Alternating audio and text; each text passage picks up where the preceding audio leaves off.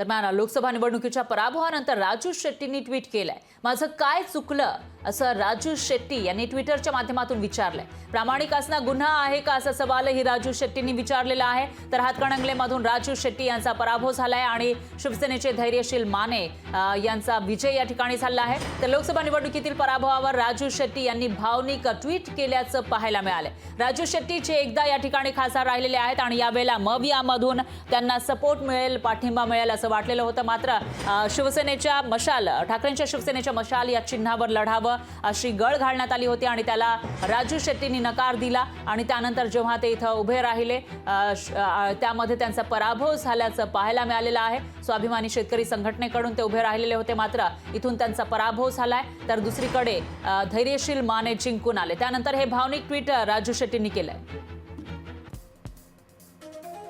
माझं काय चुकलं, प्रामाणिक असणं हा गुन्हा आहे का असा सवाल राजू शेट्टींनी ट्विटरच्या माध्यमातून विचारलाय। तर शेतकऱ्यांना तुम्हीही असंही पुढे या ठिकाणी राजू शेट्टींनी लिहिलेलं आहे।